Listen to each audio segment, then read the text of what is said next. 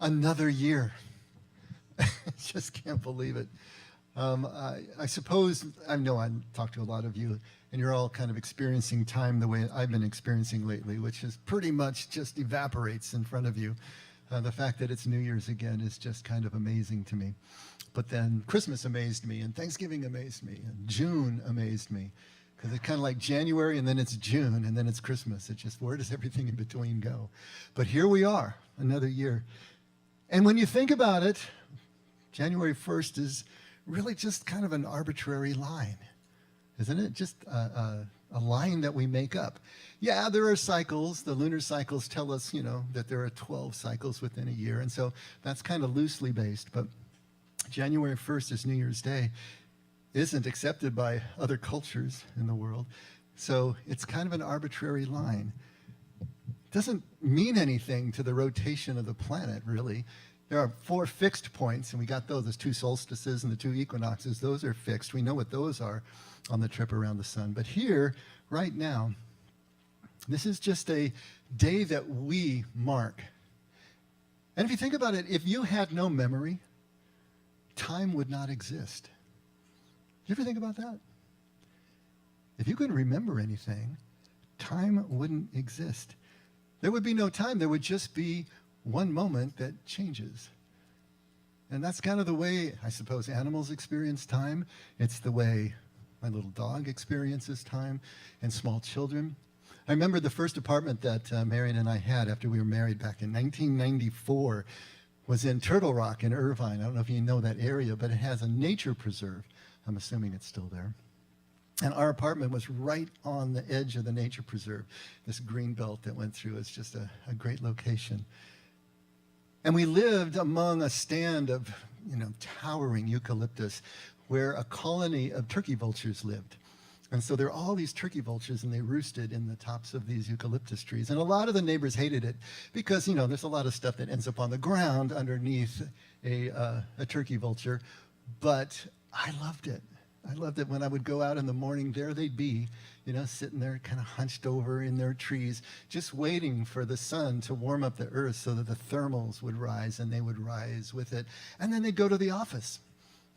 When I got home at night, they weren't there. They were all gone. But you'd watch them just kind of gracefully soaring in and then landing back in the eucalyptus trees at around sunset. And they're just beautiful, majestic birds when you watch them in flight. You get up close, and they're pretty ugly. But at any rate, what really struck me, and why I'm telling you this prolonged story, is that they had no idea what day it was. Every day, it was either light or it was dark.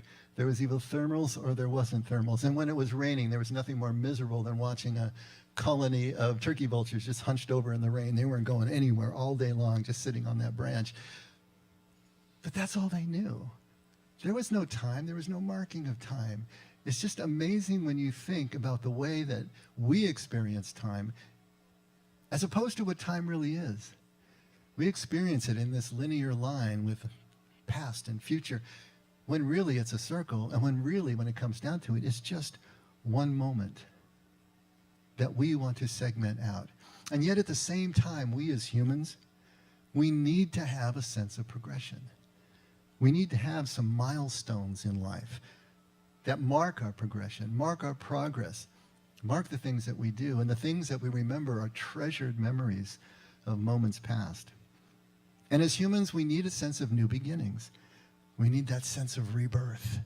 And that's what New Year's gives us. It gives us a sense that we've come back to the starting point again, but we're not the same people we were before. And this is a new beginning. This is a new chance to live life, maybe differently if we need to, maybe to reinforce what we know is working. So here at the beginning of 2025, like I said earlier, don't want to make a resolution. Resolutions don't really work, right?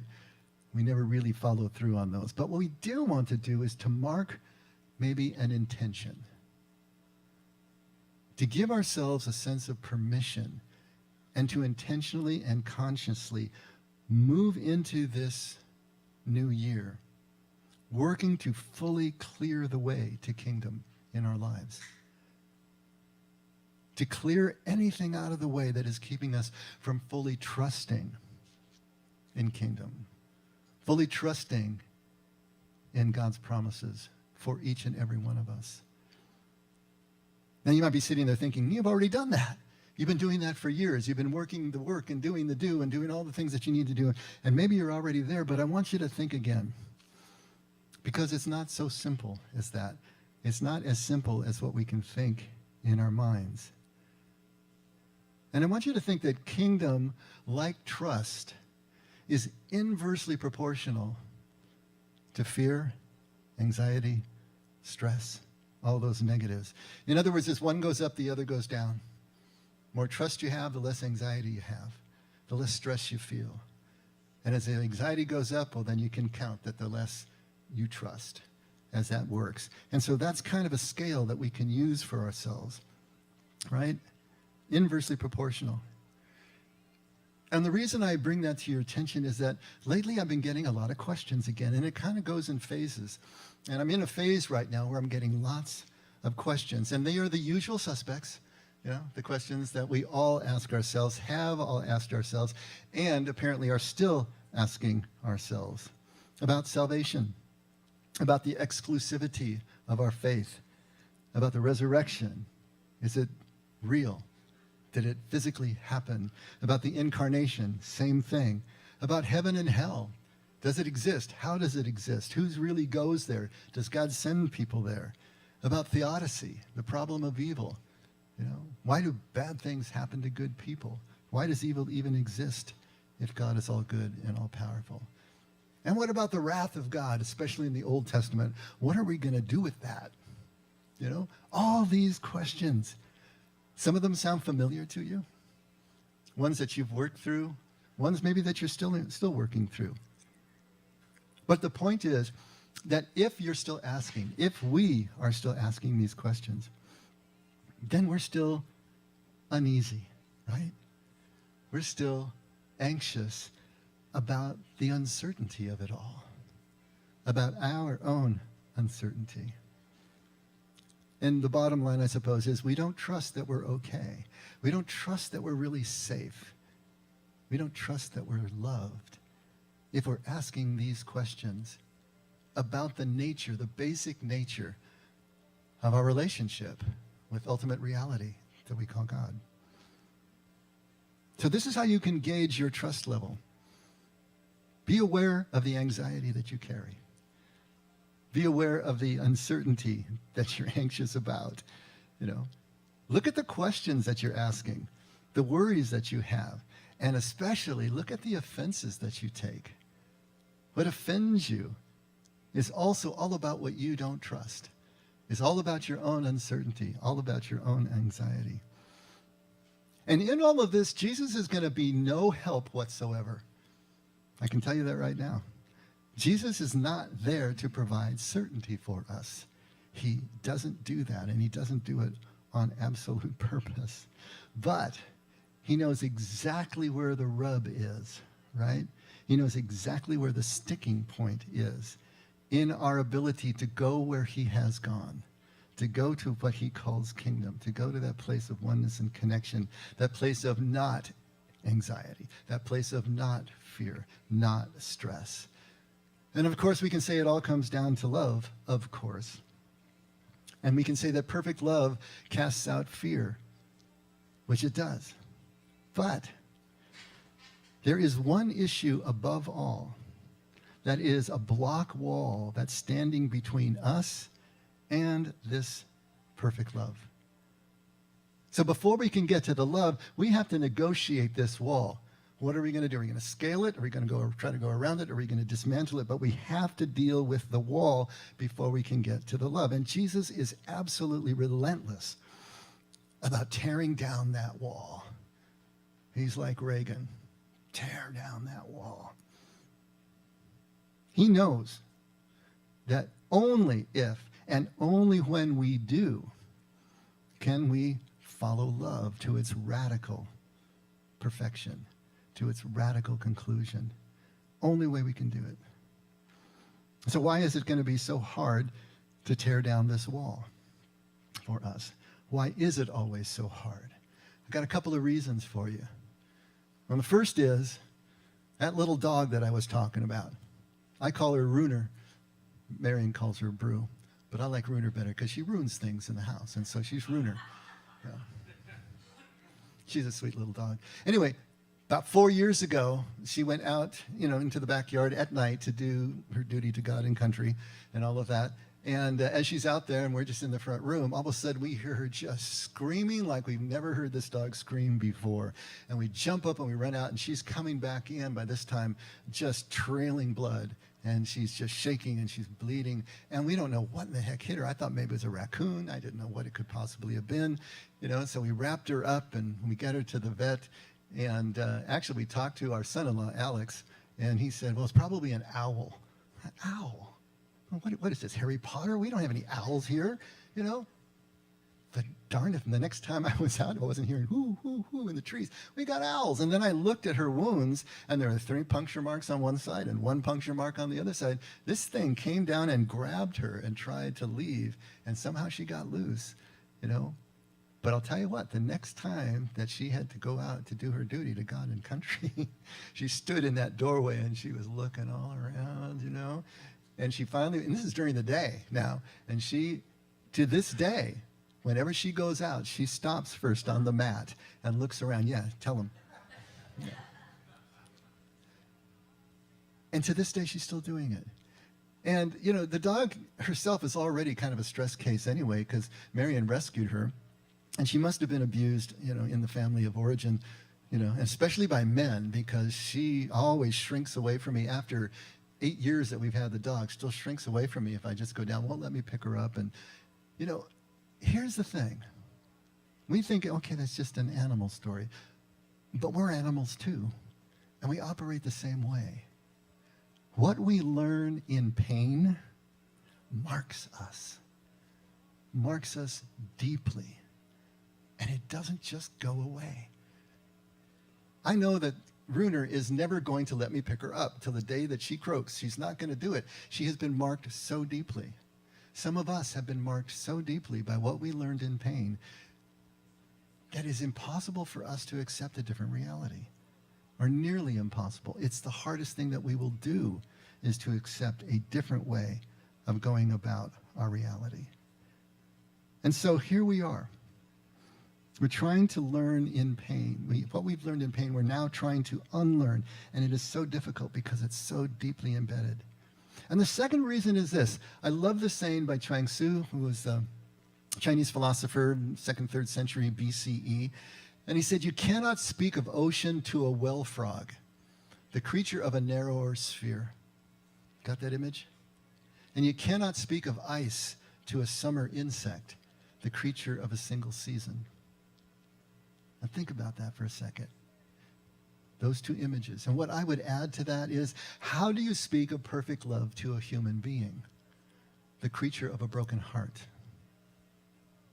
See, in the first case, we have been imprinted by something that we learned in pain so deeply, it's on the unconscious now. It's so difficult for us to let go of that, to be able to change our worldview based on that. But in the second, we're talking about something that comes to us so far out of our experience, so alien to us, that we've got no frame of reference for it. And so it's literally incomprehensible to us. These are the 2 reasons why that wall is so difficult to take down.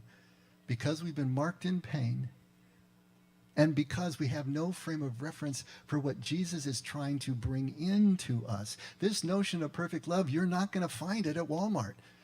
You're not going to find it wherever you go in this world. It's not going to be in human relationships. It's not going to be in any kind of experience that we'll have naturally. So how do we have a frame of reference for it? It's something that is interior. And until we've learned to move interiorly, we're not going to know anything about it.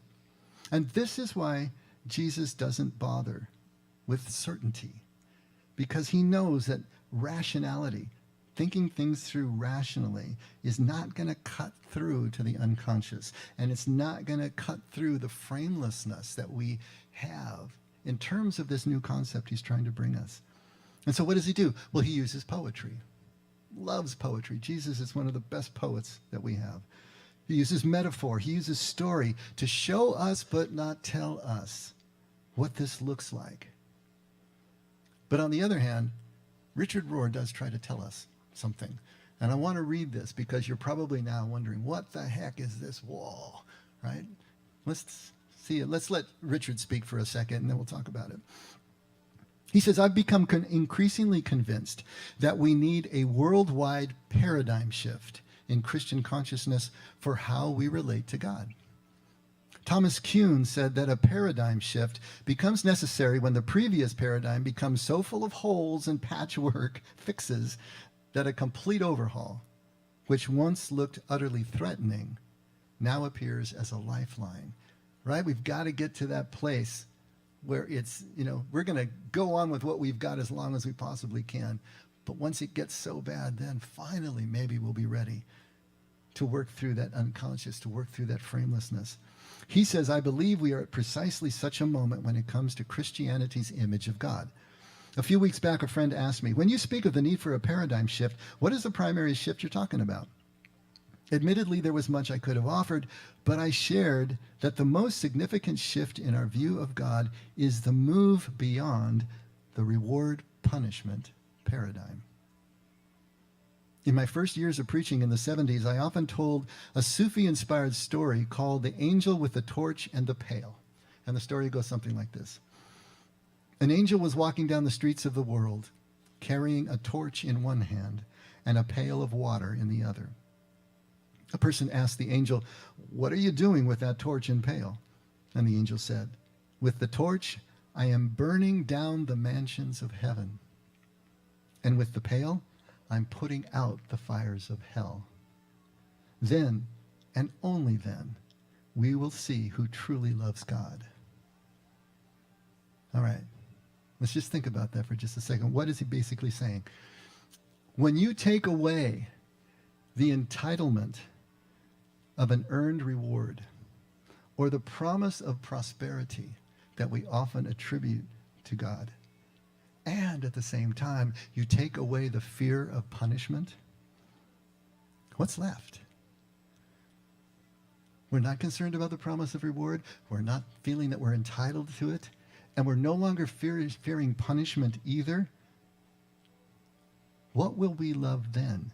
How will we love then if there is nothing in it for us anymore? Right? Are we in love with love itself? Is the question that we are starting to approach. And of course, love itself is God. God is love. Are we in love with love itself only because it's our deepest pleasure and desire to do so, and for no other reason, that the love itself is the reward? And as we experience the love itself, we realize there is no punishment in that love. That's how God loves. And until we experience it ourselves, only then can the paradigm shift. Everything in our world is all about reward and punishment. You realize that, right?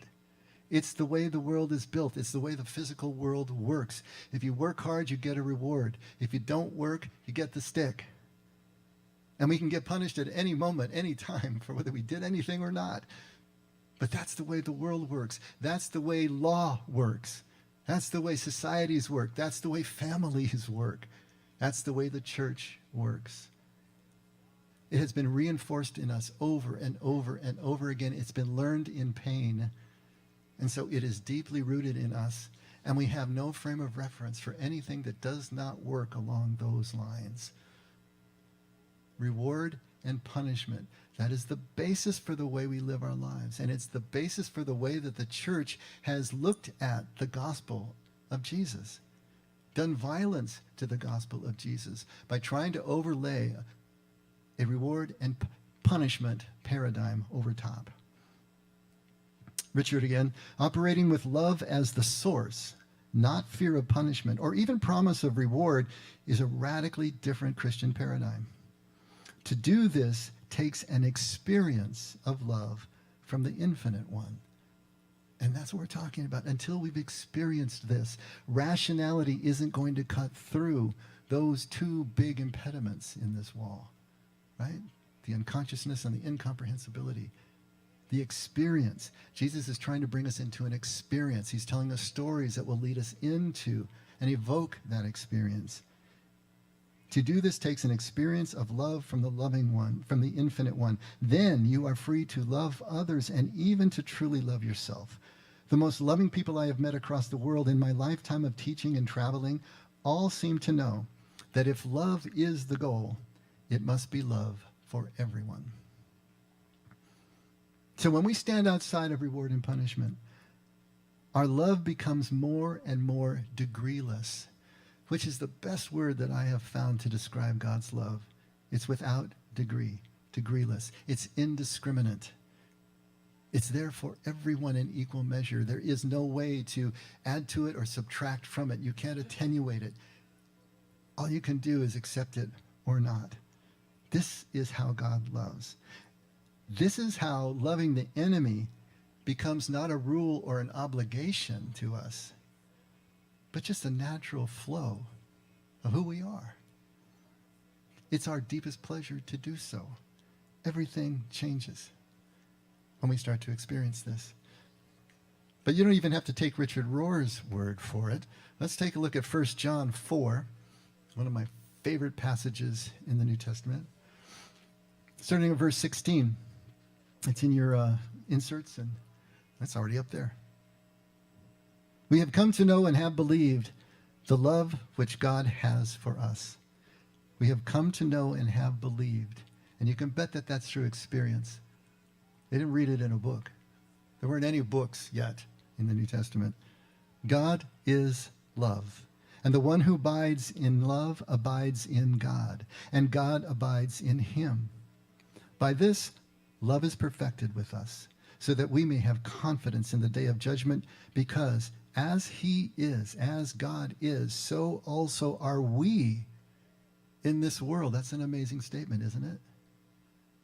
There is no fear in love, but perfect love casts out fear, because fear involves punishment, and the one who fears is not perfected in love. We love because he first loved us. There it is. It's in the book. We're just commenting on it. Here's the experience of the absolute oneness of God's love that changes everything. That's what John is talking about. And then we can start to realize and we can actually experience the degreelessness that leaves reward and punishment in the dust. Makes reward and punishment absolutely irrelevant to the equation, irrelevant to the experience of life, to the flow of life. And of course, in the process, it casts out the fear. There can't be any fear if we don't have reward and punishment as a basic paradigm, the worldview with which we operate. And love becomes its own reward, of course. So this is the wall between us and perfect love. Reward and punishment, that paradigm. Maybe you can call it meritocracy, that everything is earned and everything is parceled out by how we perform. But that whole idea, just the concept of it, absolutely destroys any notion of perfect love. They do not coexist. And everything in us, even as I'm saying this, I don't know how it's striking you, everything in us rebels at this idea. We're actually offended by it, if you think about it. Just like the elder brother of the prodigal, we're offended by it because it's not fair. It's not just. It's deliberately unbalancing the scales of justice in order to favor the beloved, always favoring the beloved. And as we rebel, we realize we are anxious about it all. We are offended by it all.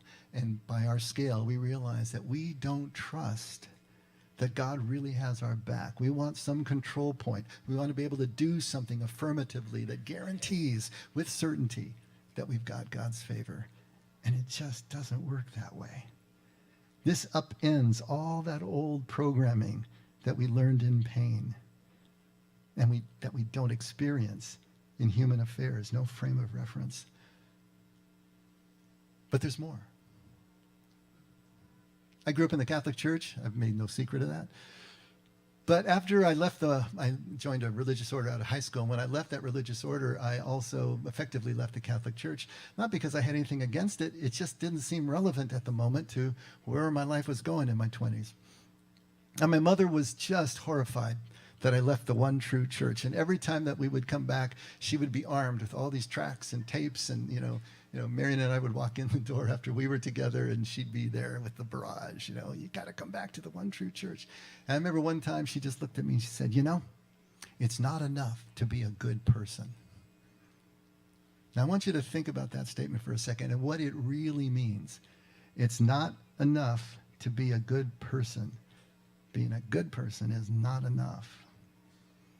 It means that we must conform to the theology, the doctrine, and the ritual of the church in order to have God's favor.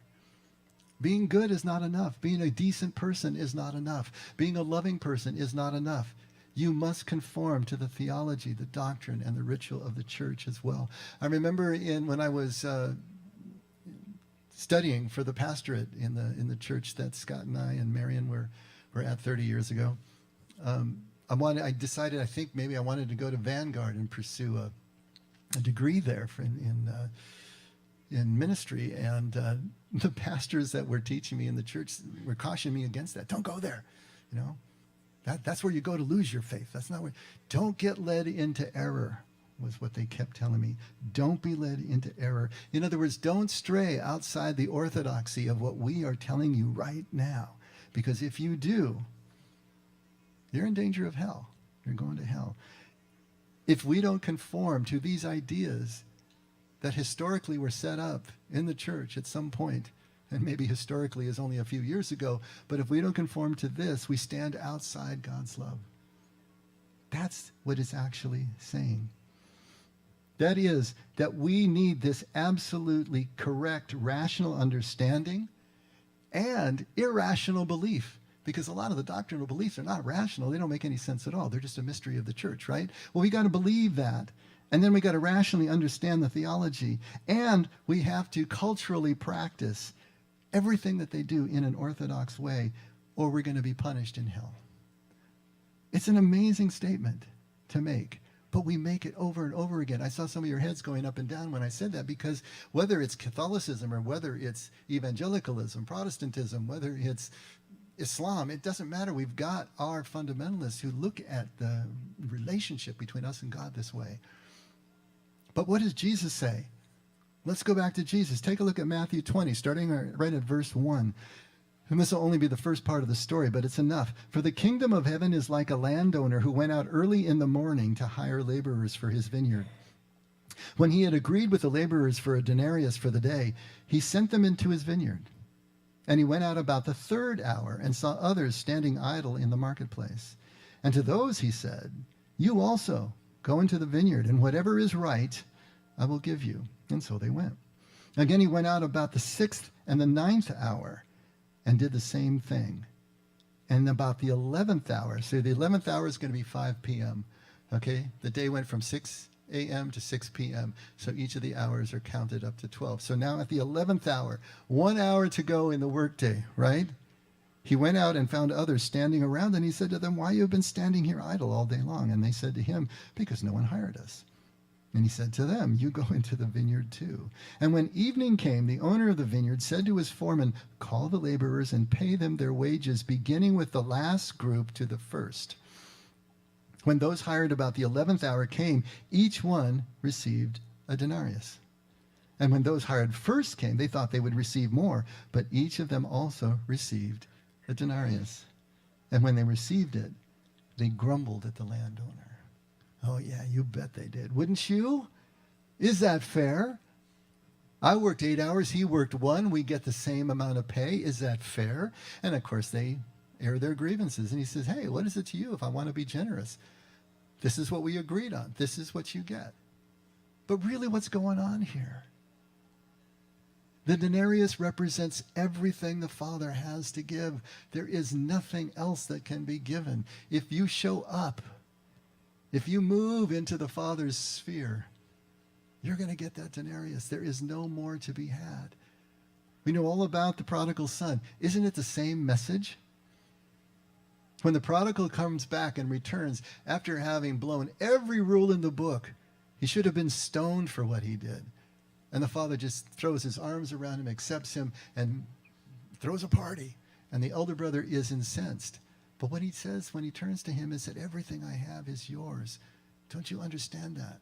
There is no more that I can give you. And to deny him what I have is not going to give you any more than you already have. What part of everything don't you understand? This is what Jesus is trying to get across with everything in him. He's trying to tear down the wall of the notion, the paradigm of reward and punishment. Performance does not measure love. Never had, never will.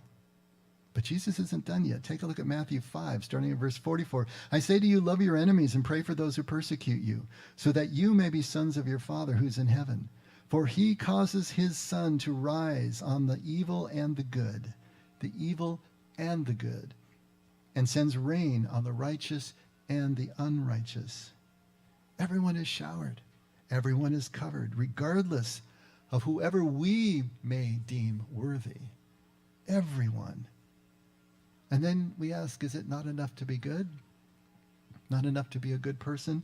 Matthew 22, starting at verse 36, Teacher, what is the greatest commandment of the law? And he said to them, you shall love the Lord your God with all your heart, with all your soul, and with all your mind. This is the great and foremost commandment. But the second is like it. You shall love your neighbor as yourself. On these two commandments depend the whole law and the prophets, which is code for their entire book. And then at John 13, this is at the Last Supper. A new commandment I give to you, that you love one another, even as I have loved you, that you also love one another. By this, all men will know that you are my disciples, if you have love for one another. So sorry, Mom, but what is Jesus saying here? Love is the only criteria. Love is the definition of kingdom, the oneness of love, the connection of love, the otherness of love, of not realizing where we end and the other begins. That shows us that we're following Jesus. That shows us that we are living in kingdom. It's not about what we know. It's not about what we understand, what we believe, what we ritualize. That doesn't matter. None of those things matter unless and until they end in love. When they move us to love, then they matter. But all knowledge, all belief, whether it's law, whether it's practice, if it leads to love, it's true. But if it does not, then it's false. It's useless. And then once the love is grasped, guess what? We can forget what we know. Back to Chuang Tzu again, another great saying. He says the purpose of a fish trap is to catch a fish. Once the fish is caught, the trap is forgotten. The purpose of a rabbit snare is to catch a rabbit. Once the rabbit is caught, the snare is forgotten. The purpose of words is to convey ideas. Once the ideas are grasped, then the words can be forgotten. And he says, show me a man who has forgotten words. He's the one I want to talk to. How can we extrapolate that? The purpose of our theology is to grasp God. But once God is grasped, once the love is realized, the theology can be forgotten. It was always and only vehicle. It was always and only boosters on the rocket. It didn't have intrinsic value. It had the value of taking us where we needed to go, to the experience of this love. Now, maybe you're asking yourself if this can be really possible. No reward and punishment at all after everything that you've been taught. It's kind of like telling the Catholics after 1900 years they could eat meat on Friday, right? They rebelled. They were really upset in the 60s.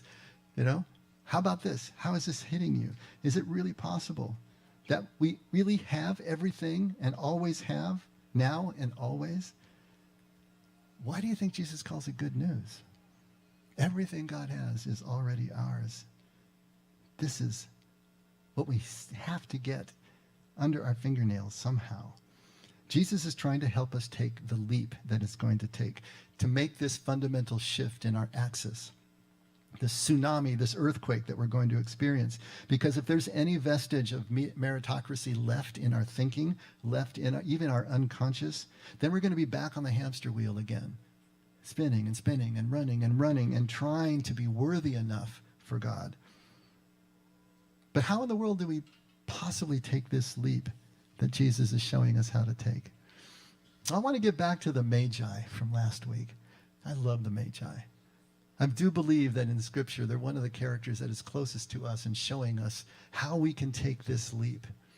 I remember the gifts that the Magi brought. The first was gold, and the gold symbolizes desire, of course. Frankincense was the second gift, and this one may not be as intuitive, but it symbolizes action, because frankincense was burned at the altar in the temple, and as the smoke rose, the people saw that as rising with their prayers and creating a sweet fragrance in God's nostrils. And so that action, that movement is frankincense. And then the third was myrrh, which was used as an ointment for death. The dead were anointed in myrrh, and so it symbolizes surrender. And it's this surrender that we talked about last week and want to hit again this week that is the active piece.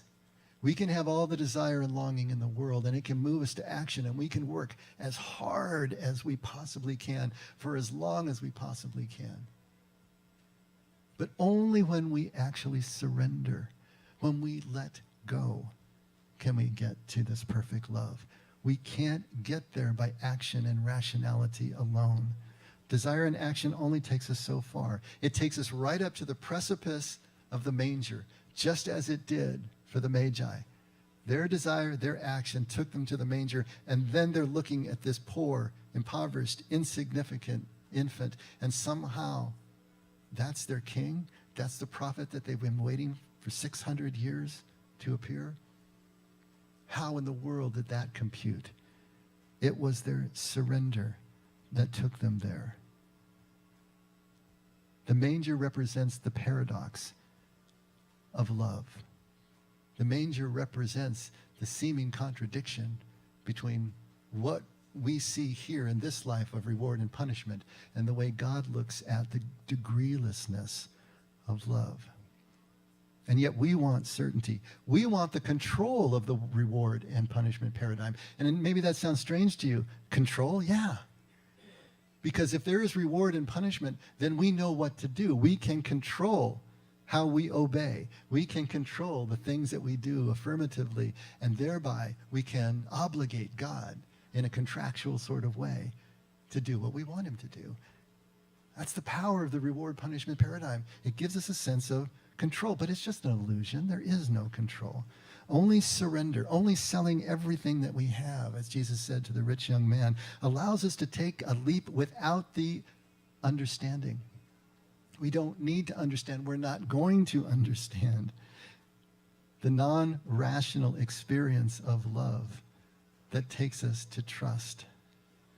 But this surrender is a huge word. It is a huge concept. We're not going to do it all at once. It's just too big. And these things are too entrenched, right? All that unconscious material, all that incomprehensibility, how are we going to be able to surrender to that? It comes off in layers.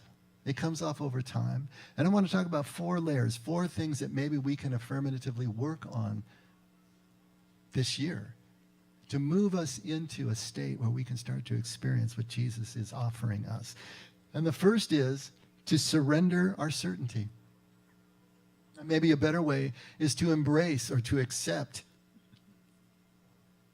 that there is no certainty. Can we do that? Can we start to chip away at our need for certainty?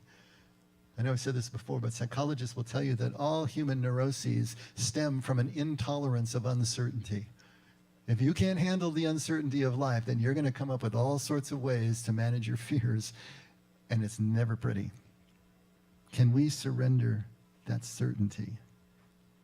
The way that I imagined it, when I was going through the early stages of my trek through all of this, was that I had to put a stake in the ground at the point of the Father's love and drive it deeply and just hang on to it for dear life.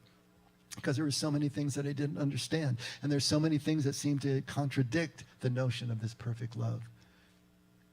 But holding on to that stake, letting law, letting scripture, letting all this teaching just blow about in the breeze and just letting it be. Just knowing that somehow it didn't contradict this. This love was the center of my universe. If I let go of that, I'm lost. As long as I'm holding on, I can let all the rest in unknowing, rest in uncertainty. Just let it be. Hang on to this. Unfortunately, the church has put the stake in the ground at the point of law. So God's love is what blows about in the breeze. And that's the kiss of death. Just to know that there really is no risk in this whole proposition moving out this way. Because if God really is love, then God would never damn me for all eternity for a wrong thought in my head. Because guess what? I got a wrong thought in my head. And so do you. All theologies are wrong, no matter how old they are, or at least they're incomplete, because they're just paradigms. They're constructions. It's best guess to help us to get to this place of experiencing the love. That's what they're there for. And we've literalized them and taken them and using them in ways that were never originally intended by theology. But God will never damn us for a wrong thought in our head. It's not Jesus' criteria, remember? It's about the love. Are you going to love each other the way I love you? They're going to know that you're my followers by the love that you have for one another. It's not about what you know or what you profess. It's not about how studied you are. It's about the love. The second one is to embrace doubt. Embrace doubt. We've all been taught that doubt is the opposite of faith. But doubt is absolutely necessary to the process. If you haven't doubted your faith, then you haven't taken your faith seriously. We have to doubt. Doubt defines faith. Doubt makes faith possible in the same way that fear makes courage possible. Courage isn't the opposite of fear. Courage only exists in the presence of fear. Courage is the ability to act in the presence of fear. Faith is the ability to act in the presence of doubt. If there is no doubt, there is no faith. If there's no fear, there's no courage. We have to understand this. Doubt is the ocean in which we swim. It's the medium through which we travel. And there's going to be doubt because life is uncertain. We will never have all the answers we seek. We'll never have enough information to make a risk-free decision. Embrace doubt. Realize it's part of the process. It's part of the plan. The third is to grant ourselves permission. Permission to think outside of the orthodox box. We need to be willing to go too far, to risk going too far. We have to go too far, because if we don't go too far, how are we going to know when to pull back? How do we know where the line is? You fishermen out there know that if you've got 12-pound test line, it means that it's going to break after 12 pounds. Well, how did they figure that out? Well, they pulled on it until it broke. And whatever the pounds that it held before it broke, that's what it tests out at. It's the same thing with your faith.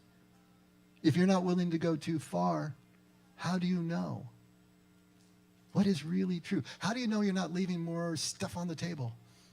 We have to be willing to do this. We have to grant ourselves permission to be led into error, knowing that God's never going to damn us for a wrong thought anyway, right? Jesus is the model of this. Jesus was always pushing the envelope. He was freaking people out with what he did. One thing is, at least here we have a community that's safe for us to be able to do this, experimenting, to push and to talk about it and to not be judged. This is where we do this. This is what the effect is all about. Now you might be asking yourself, well, how do I know if I go too far? Is that going to be obvious to me? Well, if you're tuned in, yeah. Because as soon as what you believe or this image that you have or the relationship with God starts to take you to a place that is no longer love, that is now separating you either in your mind or in your relationships from somebody else, or even from your notion of God, then you've gone too far. Our journey is supposed to be taking us closer and closer to unity and connection. But if it starts taking us the other direction, then we realize, okay, we need to pull back now. We need to get back into love. Now, that's not to say that others aren't going to pull away from you when you take this journey, because they will.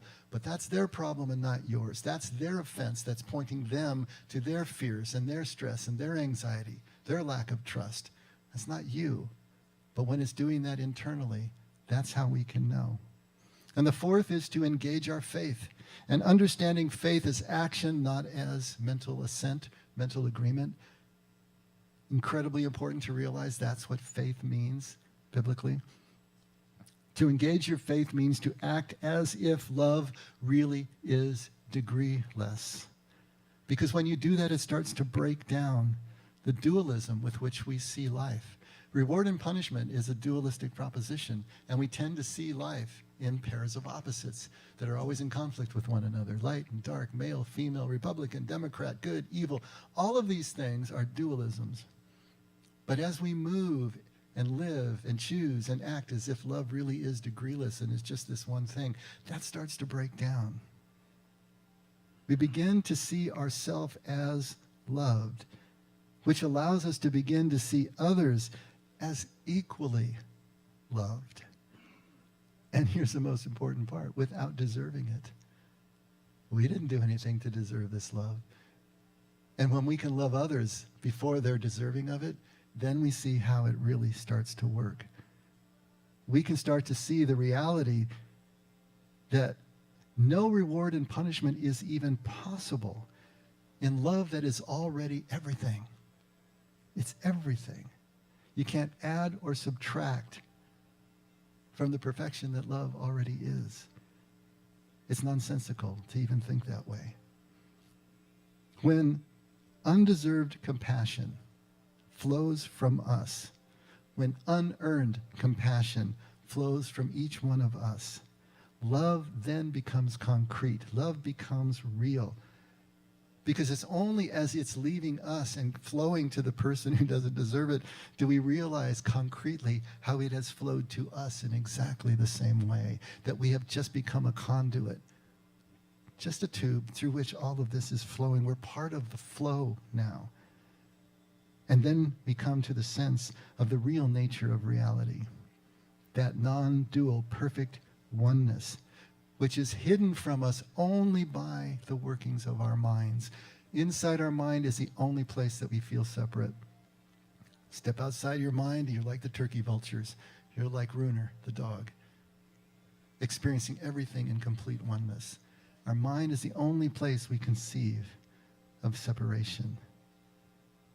And all of kingdom that Jesus is talking about turns on that hinge, rests on that fulcrum, if that metaphor works better. With the experience and the trust that there is no reward or punishment in perfect love, comes that sense of reality. All our questions then, at this point, the ones that we asked, the ones that we started with, right? All those theological questions become answerable. They can move into a place of conviction for us, even if we can't prove our answer to anyone else. At least they become answered to our satisfaction. Or you know what's even better? Is they just start to fade in importance to our lives, to our sense of faith, to our sense of connection. We become content in the non-answer. We become content in the uncertainty. That's an amazing thing when that starts to happen. Now, I've had to think through all these major questions that we're talking about from a spiritual or an existential nature because I'm a teacher and I have to teach. And so I need to have answers because these are the questions that are fired at me all the time, over and over. And at times like this, more than others. And I also answer them for my own satisfaction, because that's the way my noodle works. And what I tell you here is what I'm convinced of, as we've said so many times. I'm telling you what I'm convinced of. I'll back it up as best that I can. But you have to go become convinced of what you're convinced of, because what I'm saying here are just words. They're words alone. They won't convince you. Even if I could persuade you to agree with me, you're not really convinced. You're not convicted until you go through the process yourself. Take that leap. Take that surrender. Let go. Sell everything. It's the only way that it's happened for each and every one of us.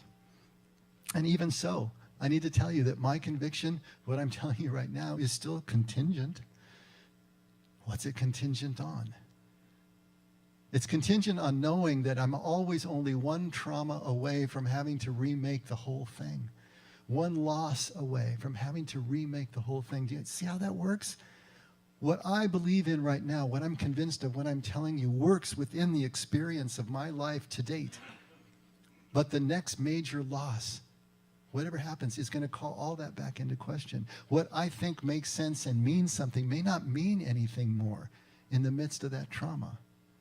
And as I move through the stages of my grief, when I get to the other side and some rationality and bandwidth can come back to me, then I can work to remake the meaning again, but larger this time, because it has to accommodate the new experience. It has to accommodate the changed landscape that I've experienced in my life. And that's how we grow.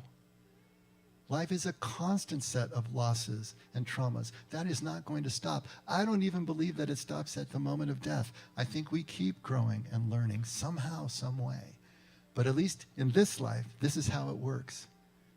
The loss calls everything into question. The wounding sets us on another circular journey, a hero's journey, a rite of passage. And if we complete it and we remake the meaning, we come back to where we started, but we understand more of how we're connected. Jesus is not giving us certainty. He's giving us a way through the uncertainty to a constantly growing conviction and trust. And if we're willing to sell everything, if we're willing to surrender, if we're willing to fall into paradox, then we're ready to follow, and only then. And so we start maybe in 2025 with this reward and punishment paradigm, and give ourselves the permission to question it. Maybe be as subtle as a wrecking ball with this one. Just really tear it down. Let it go. Like Jesus did. Read Jesus. See what he did with the cultural applications of faith in his community. Oh my gosh. And when our desire, when our longing, when our goal is enough to move us into action, into faith, into frankincense, then we can realize, even in the presence of our doubt, our uncertainty, and our discomfort, this is not going to be comfortable, that we're exactly in the right place at the right time. That all of that discomfort, all of that displacement is absolutely necessary to be able to take the leap into the expression and the experience and the reality of this love without degree. Love to which nothing can be added or subtracted. Love to which there is no entitled reward and no fear of punishment. And where performance never measures love. Every one of us is paid the same. Let's pray. Father, this is just too big for us. Even as we talk about the reasons it's too big for us, the reasons this is so hard for us to get mind and heart around, we still don't really understand. We're not going to be able to do this on our own. It is impossible for us to do this on our own. We know that the only way we can do this is by leaning into you and experiencing who you are, which is the love that we seek. So help us to do that, Lord. Help us to find ways that we can surrender our deeply held beliefs, maybe a piece at a time, that takes us closer and closer to the big leap into the unknown, where we're always going to be caught in your embrace. Father, thank you for the marking of a new year, a new arbitrary beginning that we can use to set a new intention, a new direction, perhaps, a new earnestness to our faith walk with you. We're grateful, Father, for everything that you give us. Please never let us forget that we can only love because you loved us first. In Jesus' name, amen. Let's all stand.